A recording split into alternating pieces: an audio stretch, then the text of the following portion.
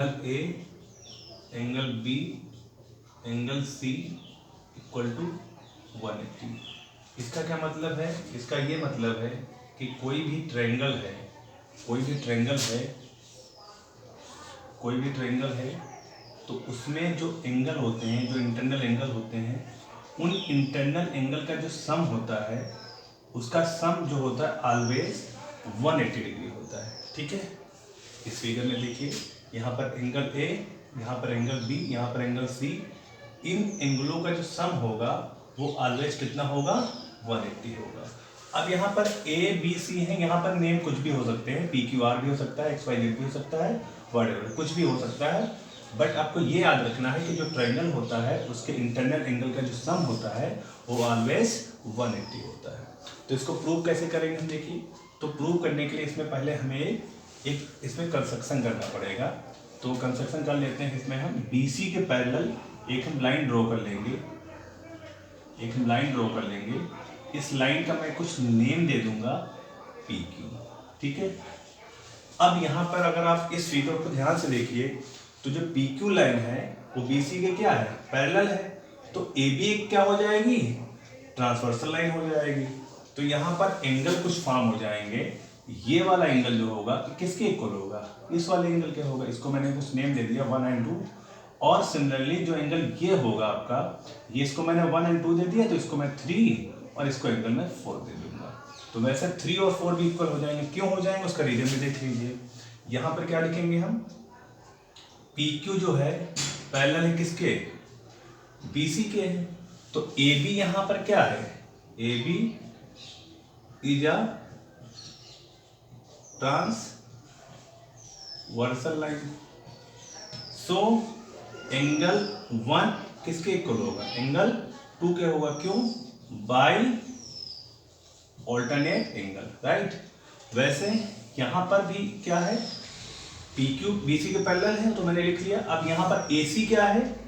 AC is a transversal line है, so angle जो 3 होगा वो किसके इक्वल होगा? एंगल 4 के होगा। इसमें भी रीजन क्या होगा? By alternate angle. ठीक है, ओके। अब यहाँ पे देखिए PQ क्या है? एक स्ट्रेट लाइन है, राइट। तो आपको पता होगा कि अगर कोई स्ट्रेट लाइन होती है तो इस पर कितना एंगल बनता है? 180 बनता है। यहाँ तक बात समझ में आ रही बच्चों? कोई अगर स्ट्रेट लाइन है तो उस पर एंगल कितना होता है? 180 होता है। अब अगर आप ध्यान से देखें, अगर इस पर मैं एक लाइन ड्रॉ कर दूं तो भाई ये एंगल जो होगा यहाँ पे 2 पार्ट में क्या हो जाएगा? ये ब्रेक हो जाएगा। तो अगर इसका सम करेंगे, ये एंगल होगा तो 180 ही ना, राइट। अगर मैं एक लाइन इस पे और डाल देता हूँ, ठीक है, तो इसका सम कितना होगा? 180 होगा। कितनी भी लाइन डाल दो इस पे, पूरे का सम तो 180 ही आएगा ना। तो यहां पर देखिए PQ एक क्या है? स्ट्रेट लाइन है, राइट। तो एंगल 1, ये वाला एंगल, ये वाला और ये वाला, इसका सम पूरे का कितना होगा? 180 होगा।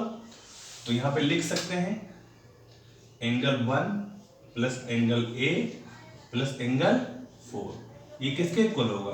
180 होगा बाय लीनियर पेयर से।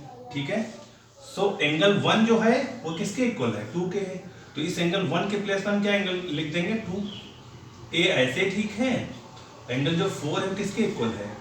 3 के है। तो मैं यहां पर क्या रख दूंगा? 3 इक्वल टू 180 डिग्री, राइट। अब एंगल 2 देखिए कि एंगल जो 2 है वो क्या है? B है। एंगल 2 क्या है? B है। तो इसके प्लेस पे क्या हो जाएगा? B। एंगल A ऐसे ठीक है। एंगल जो 3 है वो कितना है? C है। तो यहाँ पे क्या हो जाएगा? C equal to 180। तो बच्चों इसको आप सही से लिख लीजिए, आप अरेंज कर लो, मतलब इसका A B C equal to क्या हो जाएगा? 180। तो ये आपका क्या हो गया? प्रूव हो गया। ठीक है, तो बहुत इजी प्रूविंग थी इसकी। देख लीजिए फिर से एक बार इसको। ये मुझे प्रूव करना था। मैंने पहले ट्रायंगल ड्रॉ किया, फिर एक लाइन ड्रॉ की, किसके पैरेलल? BC के। तो यहाँ पे कुछ एंगल बने, तो यहाँ पर AB क्या है? ट्रांसवर्सल है। तो एंगल 1 जो होगा एंगल 2 के इक्वल होगा, और वैसे एंगल 3 जो होगा एंगल 4 के इक्वल होगा। क्यों? By alternate angle. अब ये आपकी PQ का है, ट्रांसवर्सल लाइन है, तो इस पूरे का सम होगा 180। मैंने यहाँ पे लिख दिया, ठीक। अब एंगल जो 1 है वो एंगल 2 के इक्वल है, हमने पहले से लिख लिया है। एंगल ए ऐसे ही ठीक है।